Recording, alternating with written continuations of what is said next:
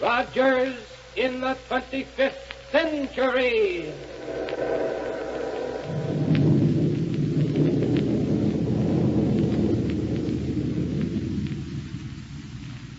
Buck Rogers is on the air, brought to you by the makers of Popsicle, Fudgicle, and Creamsicle, those delicious frozen confections on a stick. And now a message from the famous winner of the Typical American Boy contest, Popsicle Pete. Say, kids, can you imagine this? You get wonderful free presents for doing something you want to do anyway.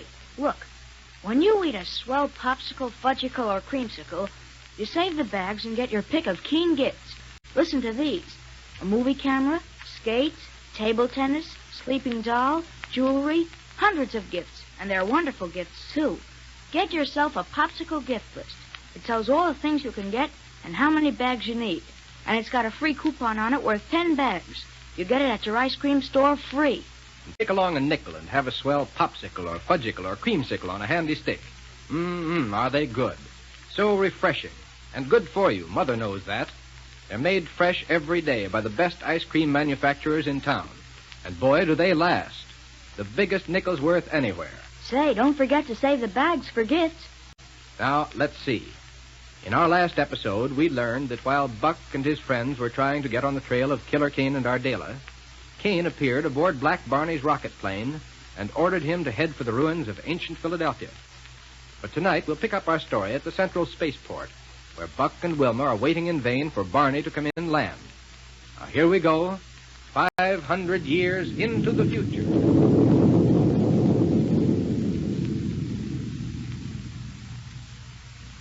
Doggone it, Wilma. I certainly wish Black Barney would hurry up and get here. I know it, Buck. It was over an hour ago that he radioed Dr. Hewitt that he was on his way in. Yeah. I suppose something could have happened to him, do you? Thinking of that new gyrocosmic relativator aboard his ship? Uh-huh. Think it may have gone wrong somehow and thrown his ship out of control? No, he'd have radioed for help. He's probably just taking his time somewhere out there in space, giving that relativator a real tryout. Dr. Hewitt told him we need that ship in a hurry, though. Yeah, that's true. And I have a battle cruiser here all ready to have the relativator transferred to it. See it over there? Oh, I wondered why that ship was out of the hangar. Well equipped for a chase after Kane and Ardala? Yes, sir. Rocket guns, a long-range disintegrator, one-way energy projector, all sorts of stuff. Even a gas analyzer that'll let us pick up and follow a rocket trail. Good. It'll have a gyrocosmic relativator when Barney gets it back here to us. Say, if necessary, we could start without it. What? Sure. Barney must have left a rocket trail when he took off from here. Yes. Well, we can follow it up to where he is and board his ship out in space. How? With a good old collapsible airlock. Collapsible airlock? Sure, you remember it. A big flexo steel tube that... Well, look there. Don't you see it there on the underside of our battle cruiser? Oh, yes. It's a big tube that connects two ships flying side by side out in space. Or better still, you can hook the two ships together with the magnetic grapples they all carry. Uh-huh. Then the collapsible airlock makes an airtight connection between the two ships. Oh, I see. We could transfer the gyrocosmic relativator to our cruiser that way. That's the idea. Wilma, you're so doggone used to all these scientific developments that you don't even think of them when there's an occasion to use them. But having come from the 20th century, they're all so marvelous to me, I can't help thinking of them most of the time. So come on, let's hop into the cruiser, turn on the gas analyzer, and take off. Well, now listen, Buck. Come on, all the time we're standing around here, waiting for Barney to come back is wasted. Gives Kane and Ardala just that much more chance to get away from us. I doubt if they're very far away. No rocket planes have been reported missing, you know. Except for a little air roadster. The one that was seen leaving the vicinity of Dr. Hewer's laboratory. And with that pair at the controls, even a little roadster is enough to take them well out of reach. Look, Buck. Yeah? Why not try calling Barney by radio before we head out into space after him? Now, that's a good idea. But come on. Aboard the cruiser is as good a place to call him as any. Okay. Here you are. Go ahead and climb in. Right. Shall I turn on the transmitter? Please. I'll leave this metal door open just in case he should come sailing down while we're trying to contact him. All set, Buck. Go ahead. Thanks. Buck Rogers calling Black Barney. Probably he'll come in now that we've decided to go up after him. No, that won't make me mad. Calling Black Barney. Buck Rogers calling Black Barney. Apparently he didn't realize how important it was that he get back here in a hurry. Calling Black Barney. Funny, though, that he doesn't answer. I think he might have the receiver aboard that ship turned off. No reason under the sun why he should. Even then, the automatic signal would work. Calling Black Barney. Then, Buck, something must be wrong. He's had plenty of time to get back here, even flying slowly. And if he doesn't answer a radio call, why, something must be wrong, that's all. I hope you're wrong. Calling Black Barney. I'm afraid you're right, Wilma. Close the metal door, will you, please? All set, Buck. Now, take the controls and head us straight up until the gas analyzer picks up the trail of rocket exhaust from Barney's ship. Mm-hmm. I'm going to keep on trying to call him. Right. Here we go.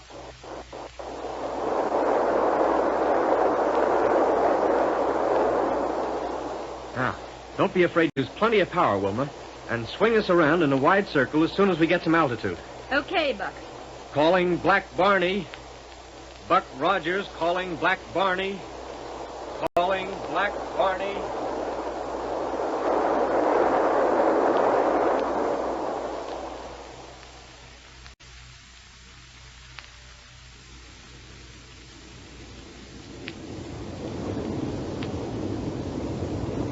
Calling Black Barney. Buck Rogers calling Black Barney. Listen here now to me, Kane. You gotta let me answer that radio call. Shut up, Barney. And don't make any move toward that transmitter. Please let him answer, Mr. Kane. Be quiet, Willie. Buck Rogers calling Black Barney. Well, I guess it's no use, Will. But don't you see, Kane? They don't know where I'm at. They might even be thinking I run off with a rocket ship. This one. Which is exactly what you have done. No, sir. Why, if it wasn't for you, I'd have this ship right back at the center of space. Don't you see, Barney? You're in trouble, no matter how you look at it. The only wise thing you can do is come along and work with me. No, sir. There ain't nobody or nothing that can make me do it. We'll see about that later. Watch your navigation now. We're ready to land. Okay. You see there? There are the ruins of ancient Philadelphia just ahead of us. Hey, that must have been a pretty big city. Never mind about that. Barney, you see that rocket roadster parked over there to the left? Yeah? Well, drop us down right beside it. And land easily so the rocket blast won't scorch up the entire countryside. Hey, you trying to tell me how I should order to land a rocket ship? Now, hang on. I'm going to cut the power. And coast down from here? Yeah. Turn on that power, Barney. We drop this far, we'll crack up. No, we can coast down from here easy. Turn on that power, you fool. Turn it on. Okay. There you are. Just as nice a landing as you could want. See, Mr. Kane? He told you he could do it. It's the gyrocosmic relativator. That's what kept us from crashing. You mean I didn't do a landing? Yes, I can see where that instrument will be of real value to us. All right, Barney. Yeah? Open the door. Sure.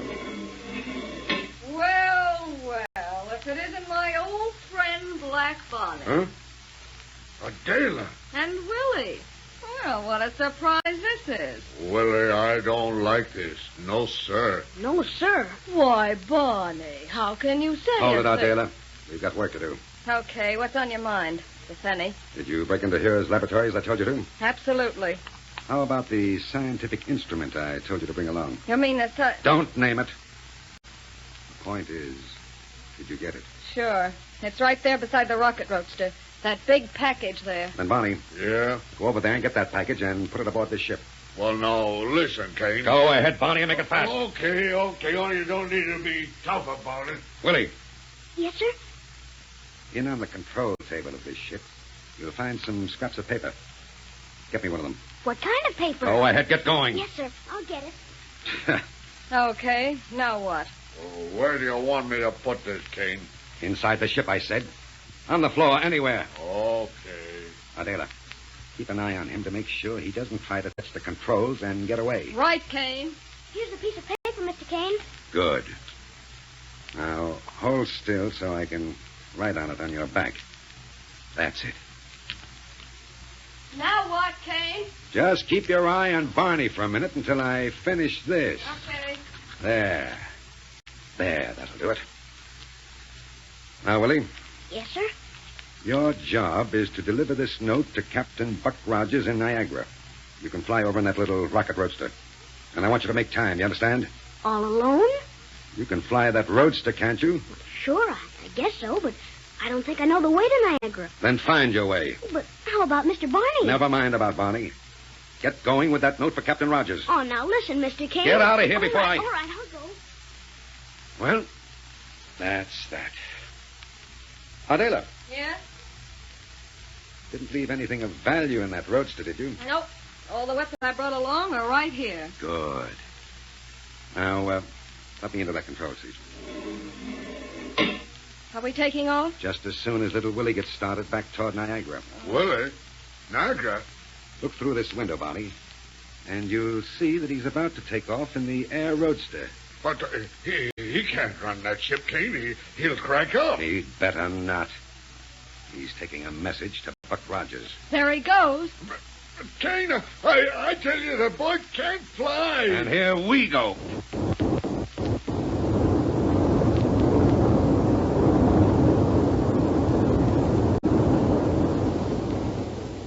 Now, listen here to me, Kane. Yes, Kane, I think you were crazy to let Willie try to fly to Niagara like that. Are you running this little party, or am I? Oh, Barney. Barney! Yeah. Watch closely, and I'll show you how to keep from leaving a rocket trail. what are you going to try to do, Kane? Cut the power and coast into the place we land. But we'll smash up. Use your head, Ardala. This ship is equipped with a gyro cosmic relativator. But you're not going to make our headquarters so close to the place we left Willie, I hope. Absolutely. Because that's the last place in the world Rogers would expect to find us. I hope you're right, Kane. Of course I am. Now, Barney, you can unwrap that package there on the floor. What is it? The instrument that'll make you more than glad to join forces with Ardala and me. No, sir. No, sir. There won't nothing ever make me do that. Well, let me see what you got. Watch that face, Ardala. Right. Kate. Kate. No. Well? It's a ray. The cycle description ray. Right, Barney. The psychic restriction ray.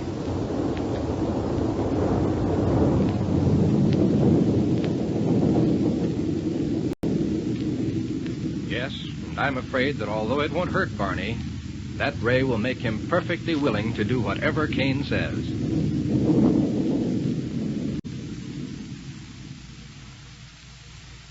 Say, fellas and girls, there's a raft of wonderful presents just waiting for you to send in those bags from Popsicle, Fudgicle, and Creamsicle. I picked out the presents. Yep, skates, fishing tackle, a candid camera, dolls, bracelets, wallets, and gosh, hundreds of swell things. Get your friends to help you save bags. The more you save, the better presents you get. And don't forget, a valuable gift bag is wrapped around every single Popsicle, Creamsicle, and Fudgicle. Now make today Fudgicle Day. What a treat. Real creamy chocolate fudge frozen on a handy stick. Only 5 cents for a big one. Full of energy, too. Good for your bones and teeth. Each one is as rich in milk solids as a glass of milk. It's delicious. Save bags for gifts every day. Don't forget,